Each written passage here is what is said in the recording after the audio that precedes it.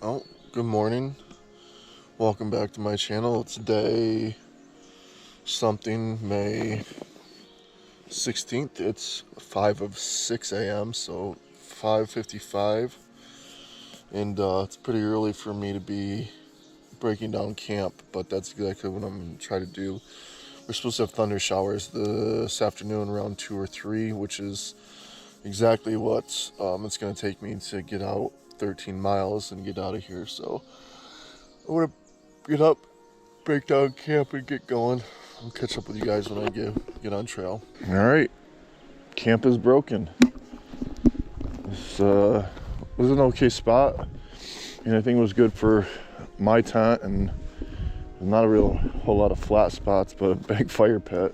A couple people came through after I'd set up and looked at it. There's not much between here and town, which is it's less than 15. I think it's 13 miles out. But again, I'm notorious amongst my groups for not looking at maps or knowing where the next water source is or shelter. So I did look at the maps last night, and I know it's no really steep inclines, but there's no water for like 4 miles, which is kind of the same scenario I've been coming into the last couple of mornings, just carrying enough for camp at night. I had enough to take some ibuprofen, wet my whistle, and that's pretty much it. I have a couple sips left, but for 4 miles this morning, seems like no water.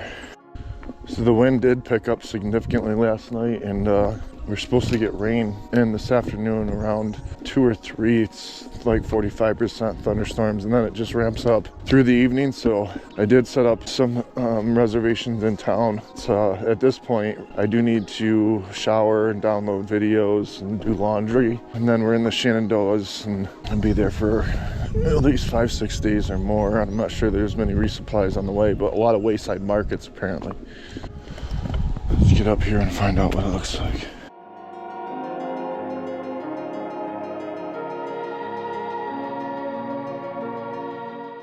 Looks like for sure we're gonna have some weather rolling in today.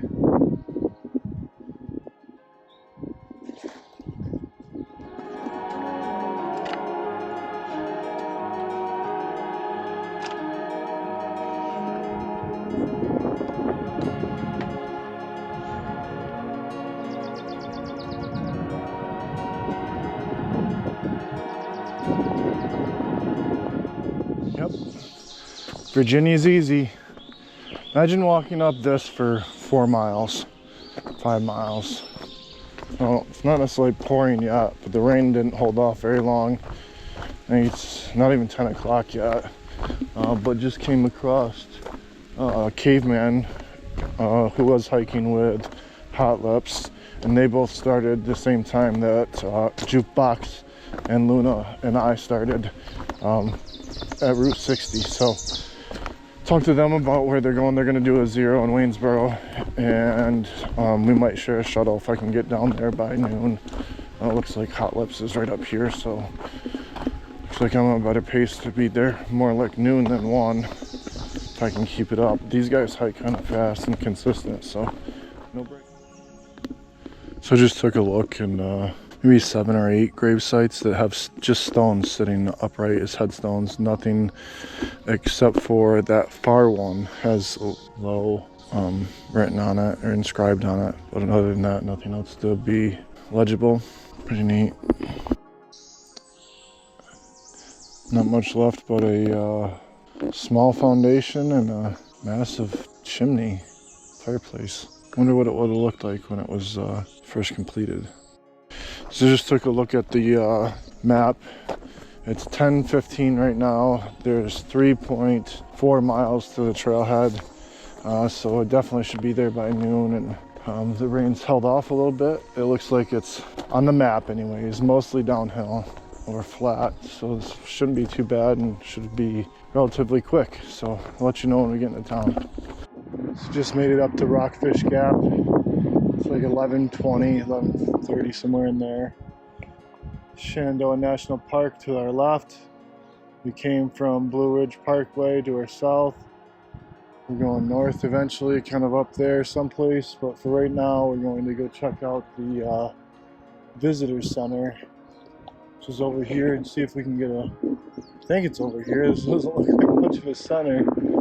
get a ride, hopefully. We'll see what's going on. And you just said you had a dog named Remington. Yeah. So I'm on the trail and took my dog's name, Remington. He just passed away. Now what? My dog, Remington. Your dog was named Remington, and he just passed away. And I took his. That's my trail name, is my hiker. That's my real name's Jeff. Okay, well that's my brother's name. What a coincidence, yeah. man. Wow, man, the trail's crazy for me right now today. I was able to hitch a ride, my first one. I got a little bit of it, not necessarily much of the ride, but a little bit of the first conversation. He took me to Kroger.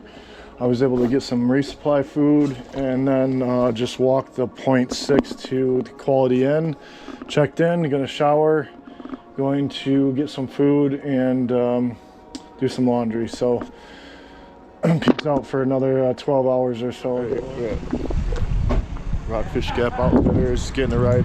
Kevin, Rhoda, bear spray, jukebox, and we're gonna do a little bit of resupply here and get some stuff, and then head back on the trail. So Rockfish Gap Outfitters, we're gonna check out today.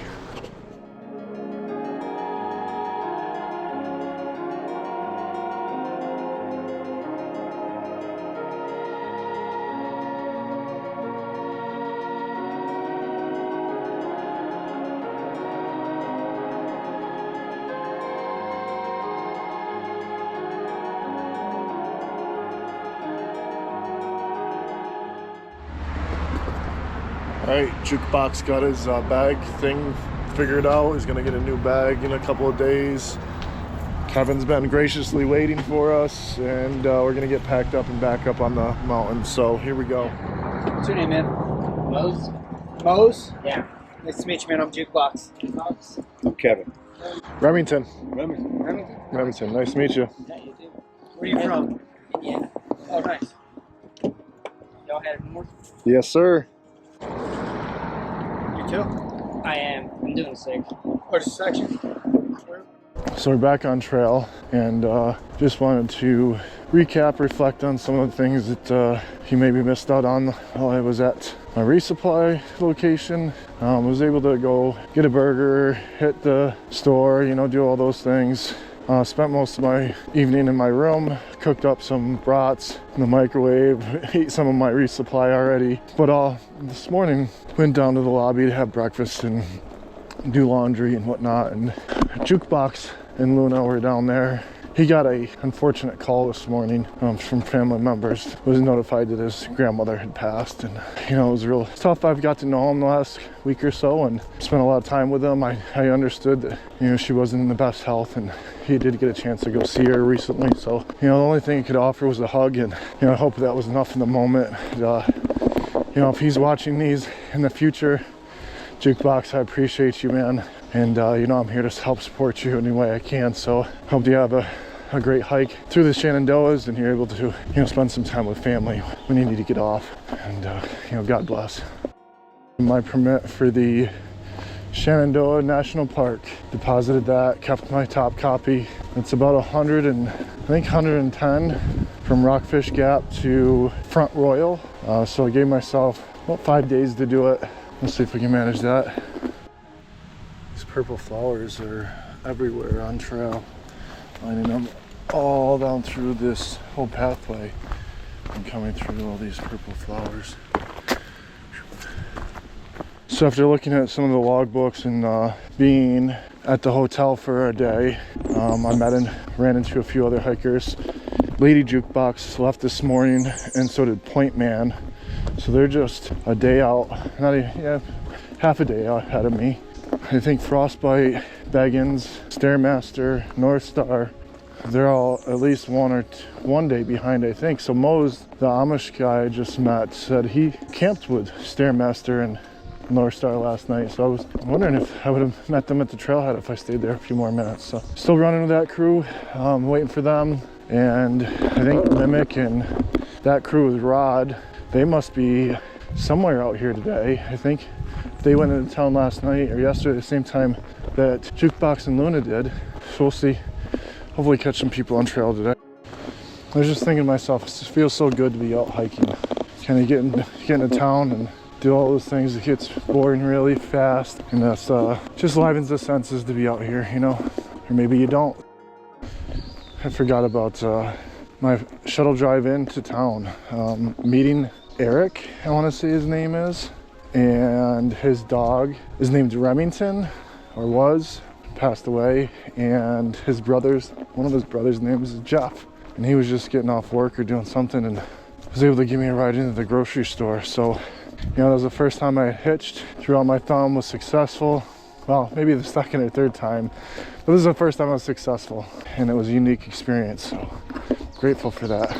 And admittedly, I did say a whole prayer to make my resupply and ride into town easy, and it came true. So the trail leads into a Y here, and there's a big red sign that says private property, guns in use, and no something, I can't read the rest of it from here, but definitely not going to walk down there and read it and find out either. So I know that there's been some gun ranges and things like that in different parts of the trail, which just can be quite unnerving, but I'm glad it's posted and we know not to go there. Other than that, man, this has been a absolutely beautiful day so far, and I've only been out here, you know, an hour, not even probably. It's just beautiful. It's a perfect temperature. There's a nice breeze, partly cloudy. Kevin, our driver, said that there's a wildfire burning someplace on one of the hills that could cause some haze throughout the day, so maybe that's why it's a little bit cloudy now. Arrived at McCormick Gap, and we're moving on. And this section of the trail is real nice. Somebody came and cut out each side, mowed it down or trimmed it. You can definitely tell it cools things off, and you get caught by so many cobwebs and spider webs. It's a cool little section I wanted to show you guys, because the light's hitting everything kind of just right, and it just looks great. All the ferns coming up, consistently rocky path, covered in red pine needles.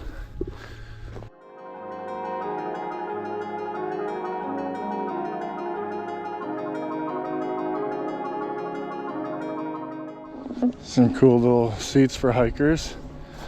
Oh, is that a little fire pit?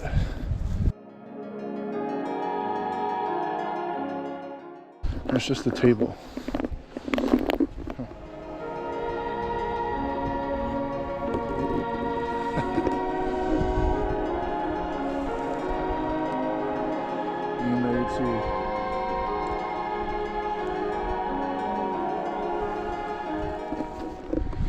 It's like two guys up ahead of us, and the shelter's got to be somewhere up on that hill, I'm pretty sure. Last time I talked to somebody, they said 4 miles, and it's been at least an hour or so, maybe 2 more miles.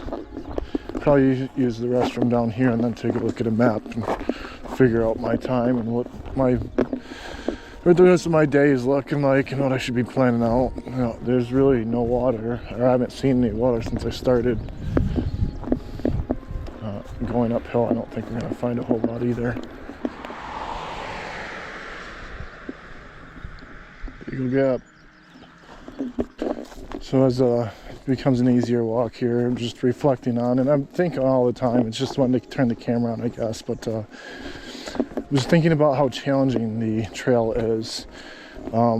It's physically challenging, yes, in a number of ways, but it's also very emotionally and mentally challenging for just as many different reasons, and that's kind of something I've been thinking about. I've now experienced a couple people that have had to get off trail for, you know, birthday or celebration, or, you know, there's a couple people coming up that have weddings and graduations to go to, and unfortunately, you know, for jukebox, it's a funeral, you know, and getting off for those days is not easy. Logistically, it has its own challenges, but also, you know, emotionally and mentally, it has a number of more challenges Like, where's everybody when I'm getting off? My trail family, the people I've been hiking with. I've now got to make up miles, or I'm losing miles, and my average is going down. You know, there's a lot of people that do have time constraints, which makes it especially challenging. But that's something that I think is part of the allure to me, you know, is being able to overcome even that as an obstacle. You know, it can, I think, wear on you when you constantly have that battle going on in your head. Hiking always helps kind of figure those things out somehow.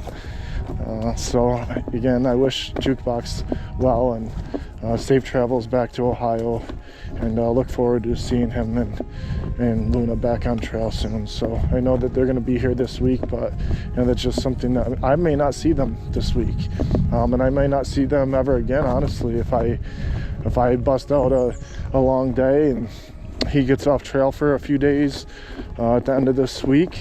I think he said Tuesday and Wednesday of next week, and there's a good chance I don't see him for a long time. It's kind of the same thing with North Star and Stairmaster and Squirrel. I haven't seen those guys in, man, over maybe 3 weeks now. So it's just interesting how things work out. Remember the Kessler Oak, the biggest tree on trail? This one's no dwarf. This is a giant tree. Pretty impressive. These two right in a row. This one and that one back there. So we got to the first shelter here, Calf Mountain Shelter. It's a 0.3 down this trail, which actually ends up going up. And I got a couple steps into that and decided that's not what I need to do right now. There is another spring here in 0.6. So I have enough Gatorade electrolyte mix here. My drinking water bottle, I'm gonna go to 0.6, get water, and then start looking for a place to potentially camp. Right now, all I want to do is maybe cook a meal and get some food in me, and then make a decision about hiking or camping. Just want to thank the Potomac Appalachian Trail Club for maintaining the trail through the Shenandoah National Park. Appreciate it. There is some bleach in the hiker box, so I rinsed out my water bottle and my CNOC bag with some bleach and water this morning. Rinsed it a few times, so it should be sparkly clean, fresh water. So apparently no fires in the backcountry through the Shenandoahs unless it's designated. So I did get brats, and I'm cutting those in half and boiling them. And I'm gonna throw them on some of these tortillas, and then with the broth, I guess you would say, I'm gonna mix up some mashed potatoes, and got an extra big thing for hot sauce, and got my salt and pepper here loaded up, so everything's looking good and fantastic. I got some extra cheese to throw in if I want, some cheddar. So things are looking good for dinner tonight. Might get back on the trail, I don't know. Airing things out, and we'll see how this goes. I believe the trail goes right there. I just came from right here, goes there. But I'm gonna walk over here and take a look at this view and see what's going on.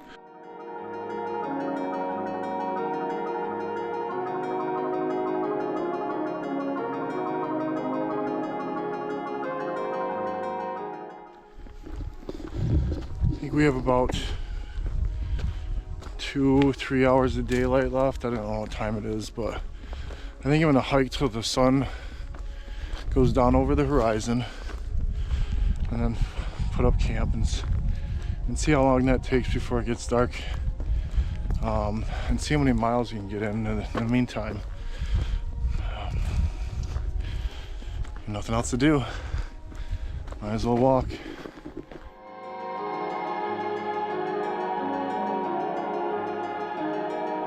Just a baby.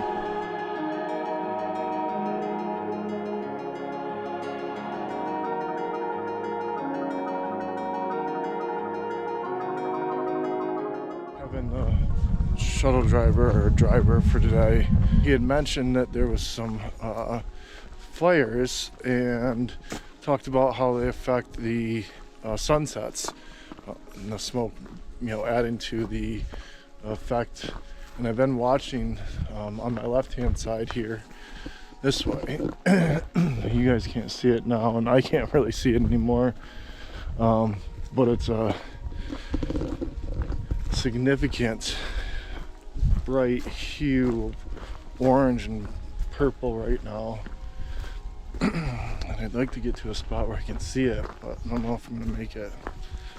I'll let you guys know if I do. I'll show you what's happening. So the trail just keeps chasing the dark side of the mountain. I don't think we're gonna get back around to see any sunsets tonight. More importantly, I don't know if we're seeing any flat spots anytime soon. It's time to start looking for a place to set up tent.